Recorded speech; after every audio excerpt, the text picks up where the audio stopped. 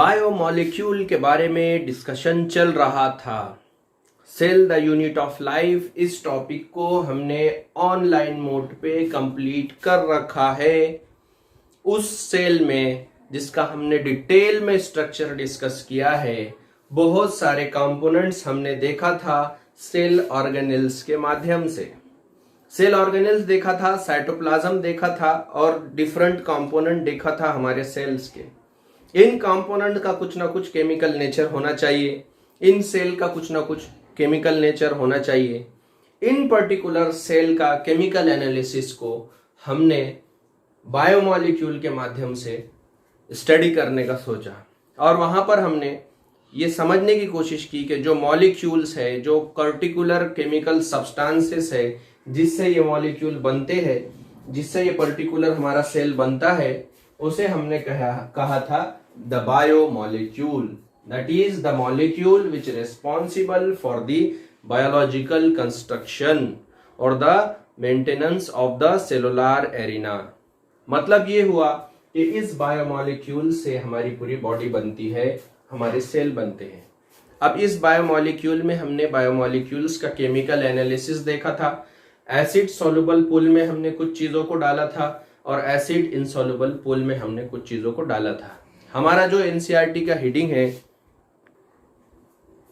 जिसमें हम इस टॉपिक को डिस्कस कर रहे हैं, वो है how to analyse a chemical constituents.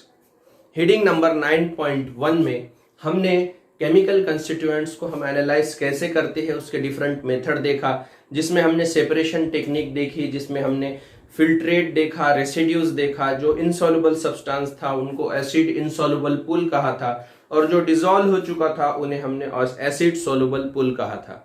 उसके बाद हमने ऐश का फॉर्मेशन देखा था इनऑर्गेनिक कंस्टिट्यूएंट्स के एनालिसिस में। उसके बाद हमने अमाइनो एसिड की बेसिक प्रॉपर्टी पे वहां पर 8 से 9 लाइन में वहां पर डिस्क्रिप्शन दिया था। उस पर भी मैंने एक लेक्चर बनाया हूं, लास्ट वाला। अगर आपने वो लेक्चर नहीं देखा है तो पहले वो 2 लेक्चर देखना जरूरी है इस टॉपिक को अच्छे से समझने के लिए। उसके बाद हमने डिस्कशन करना था लिपिड्स के बारे में और लिपिड्स के बाद फिर हम न्यूक्लिक एसिड के बारे में डिस्कस करेंगे और एनसीईआरटी के हेडिंग को इलेबोरेट करते हुए हम according to NCERT 1 by 1 topic को हम कवर करने की कोशिश करते रहेंगे। यहाँ पर मेरे को इस टॉपिक को समझाने के लिए मैंने 2 पार्ट किया हूँ। लिपिड्स को समझाने के लिए ये एक पार्ट है और इसके बाद फिर एक पार्ट है। ये दोनों पार्ट में हम लिपिड को समझने की कोशिश करेंगे। यहाँ पर देखिए लिपिड्स क्या है। ये लिपिड्स, इसका फिजिकल अपीयरेंस आप सब लोगों को पता है। ऑयल्स और फैट्स की जो कैटेगरी में आने वाले सब्सटेंसेस हैं हम उसे लिपिड्स कहते हैं। तो लिपिड्स की तो बेसिक प्रॉपर्टी हमको समझ में आती है कि ये लिपिड्स क्या है, बेसिकली वाटर में इनसॉल्युबल है। ऑयल वगैरह देखते हैं हम वाटर में सॉल्युबल नहीं होता। हमारे पास जो रस्सा बनाते हैं, हमारे पास जो सालन बनाते हैं, तो वहां पर जो हम ऑयल डालते हैं पानी में तो हमको ऑयल के वाटर ड्रॉपलेट दिखते हैं छोटे छोटे, मतलब वो पानी में मिक्स नहीं हो पाता। मतलब वाटर इनसॉल्युबल है, इमिसिबल सब्सटेंस है, पानी में वो अच्छे से डिसॉल्व नहीं हो सकता। उसका सेपरेट अपना खुद का एक फेज दिखाई देगा हमको। हम जो रस्सा खाते हैं, सालन खाते हैं, हमको ऑयल के छोटे छोटे ड्रॉपलेट्स दिखते हैं वहां पर। तो वो क्या है? वो एक्चुअली ऑयल है जो कि वाटर में इनसॉल्युबल होने की वजह से उसका अपना खुद का एक सेपरेट फेज हमें वहां पर दिखाई दिया। अब lipids basically carbon, hydrogen, oxygen से मिलकर बनने वाला कंपाउंड है, इसलिए इसको हम ऑर्गेनिक कंपाउंड में कंसीडर कर सकते हैं। लिपिड्स के डिफरेंट फॉर्म हो सकते हैं। लिपिड्स का क्लासिफिकेशन हम इसी पर्टिकुलर टॉपिक पे जो दूसरा मैं वीडियो बनाने वाला हूं पार्ट 2 वाला, वहां पर मैं बताऊंगा कि बेसिकली लिपिड्स के 3 टाइप होते हैं, सिंपल लिपिड, कंपाउंड लिपिड्स और डिराइव्ड लिपिड्स। वहां पर हम डिफरेंट लिपिड्स के एग्जांपल्स देखने की कोशिश करेंगे। एनसीईआरटी ने इस पर्टिकुलर टॉपिक को 9 से 10 लाइन में एक्सप्लेन करने की कोशिश किया है। हम उसको और अच्छे से ज्यादा डिटेल में इलेबोरेट करने की कोशिश करेंगे ताकि वो 10 लाइन हमें अच्छे से समझ में आए और एमसीक्यूज हम सॉल्व कर सके।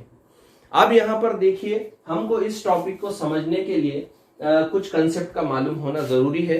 वो बेसिक कंसेप्ट मैं यहाँ पर एक्सप्लेन कर रहा था अभी और करूंगा भी। लेकिन यहाँ पर देखिए जितने भी बायोमोलिक्यूल्स हम पढ़ रहे हैं और आगे पढ़ने वाले हैं, जैसे कि हमको कार्बोहाइड्रेट के बारे में डिटेल देखना है, उसका क्लासिफिकेशन, प्रोटीन्स का स्ट्रक्चरल एनालिसिस करना है, उसका क्लासिफिकेशन देखना है, उसका केमिकल कंस्टिट्यूएंट्स को भी हमको समझने की कोशिश करना है। इन सब के बेसिक स्केलेटल में जो बॉन्ड का नेचर होता है ये भी हमको डिफरेंट टॉपिक्स में समझने की कोशिश करना है। बायोलॉजिकल पॉइंट ऑफ व्यू से हमारा डिस्कशन है, केमिकल पॉइंट ऑफ व्यू से आपको केमिस्ट्री में ये फिर एक बार टॉपिक होने वाला है जहां पर आपको केमिकल एनालिसिस करना होता है, केमिकल स्टडी करना होता है, इसकी स्ट्रक्चरल कंपाउंड की इनके स्ट्रक्चर के बारे में आपको डिटेल में पढ़ना होगा उस पर्टिकुलर सब्जेक्ट में। लिपिड्स को यहाँ पर मैंने 3 अलग अलग फॉर्म में यहाँ पर बताने की कोशिश किया। सिंपल फैटी एसिड्स, लिपिड्स में देखिए सिंपल फैटी एसिड्स का फॉर्म होगा।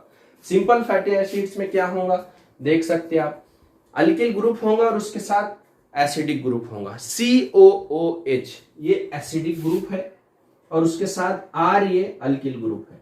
R अल्किल ग्रुप मतलब जो कार्बन हाइड्रोजन वाला, मतलब नंबर ऑफ कार्बन्स। तो इस पर्टिकुलर फॉर्म को लिपिड के सिंपल फॉर्म कहेंगे।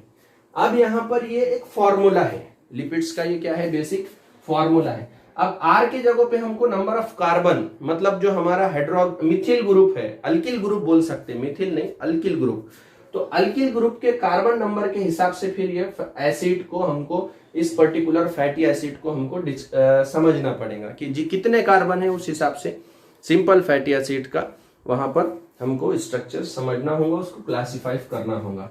मान लो 16 कार्बन होते हैं अगर सिंपल फैटी एसिड में, तो वो पाल्मिटिक एसिड का स्ट्रक्चर कहलाएगा। 20 कार्बन होते हैं तो एराचिडोनिक एसिड्स का वो स्ट्रक्चर कहलाएगा। यहां पर मैं साइमल्टेनियसली पाल्मिटिक एसिड का स्ट्रक्चर भी आपको स्क्रीन पे शेयर कर रहा हूं, साथ में देख सकते हैं आप, उसमें 16 कार्बन है। उसके बाद एराचिडोनिक एसिड्स का स्ट्रक्चर भी आपसे शेयर हो रहा है, वहां पर देख सकते हैं आप, वहां पर 20 कार्बन आपको दिखाई देंगे कुल। सिंपल लिपिड्स में यहां पर कार्बोक्सिलिक ग्रुप, एसिडिक ग्रुप जिसे कहते हैं, COOH ग्रुप है और उसके साथ R ग्रुप है, ठीक है। उसके बाद ग्लिसरॉल,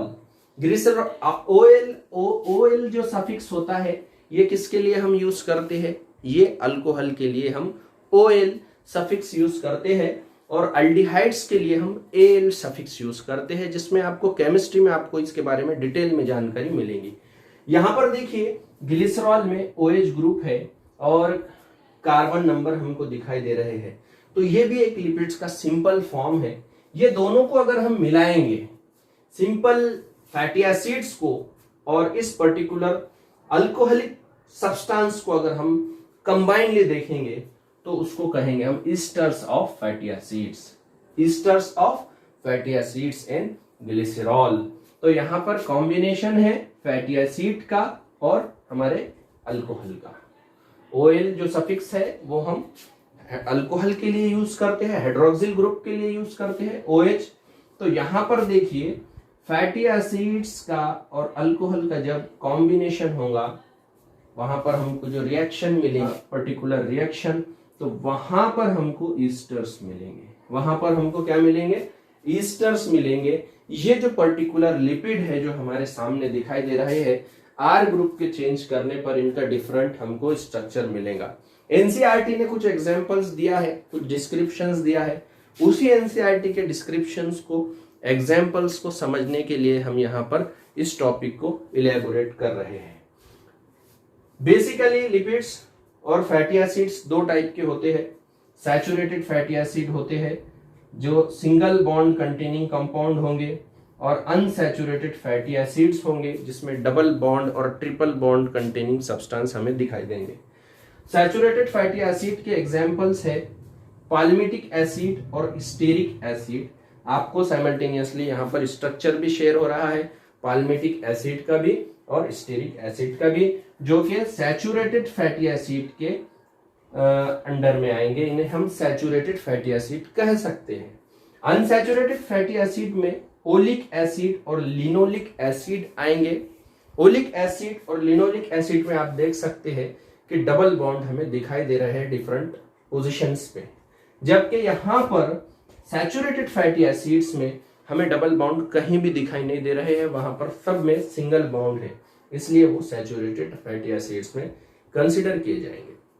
तो बच्चों यहां पर हमने जो लिपिड्स के बारे में डिस्कस किया वो सिंपलेस्ट टाइप के लिपिड्स के बारे में डिस्कस किया। इस पर्टिकुलर जो लिपिड्स की कैटेगरी है जो कि सिंपल लिपिड्स है, इनका आगे और जो है वो रिफॉर्मेशन होता और इसमें और डेवलपमेंट होता और कंपाउंड लिपिड बनते जो किसी और नॉन लिपिड्स पार्ट के साथ हमको दिखाई देते।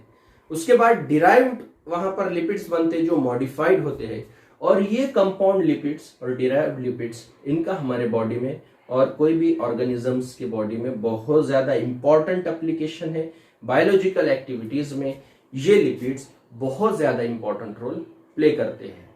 हमको हमने यहाँ पर इसका स्ट्रक्चर डिस्कस किया है, इसके बेसिक हमने फॉर्म देखा है, इसके और मॉडिफिकेशन हम नेक्स्ट पार्ट में डिस्कस करेंगे। और ये जितनी भी बायोमॉलिक्यूल्स है, कार्बोहाइड्रेट्स है, प्रोटीन्स है, फैट्स है, इन सब का हम बॉन्ड का बेसिक प्रॉपर्टी, फास्फोडाइस्टर बॉन्ड है, स्टेरिक बॉन्ड है, हाइड्रोजन बॉन्ड है, इनको भी हम समझने की कोशिश करेंगे। लेकिन इसका ज्यादातर पार्ट और ज्यादातर इसका हिस्सा आप लोग डिटेल में पढ़ने वाले हो केमिस्ट्री में। मैं बार बार इसलिए कह रहा हूं कि आप केमिस्ट्री में पढ़ने वाले हैं कि यहां पर अगर कोई पार्ट आपका कंफ्यूज टाइप का होता है तो मुझे तो क्वेश्चंस करना ही करना है आप लोगों ने, लेकिन आपको ये फिर से केमिस्ट्री के पॉइंट ऑफ व्यू से ये टॉपिक आपको केमिस्ट्री में देखना ही है। यहां पर हम डिस्कस करने वाले हैं अभी आगे के लेक्चर में बायोलॉजिकल पॉइंट ऑफ व्यू से। यहां तक तो इसका बेसिक केमिकल नेचर ही मैंने भी डिस्कस किया हूं, इसके रिएक्शंस तो मैंने नहीं किया डिस्कस, हमारे सिलेबस में नहीं है वो बायो के, लेकिन हमको बायोलॉजिकल पॉइंट ऑफ व्यू से जो डिस्कस करना है इसके नेक्स्ट पार्ट में हम डिस्कस करेंगे। नेक्स्ट पार्ट देखने से पहले ये पार्ट का अच्छे से देखना बहुत जरूरी है।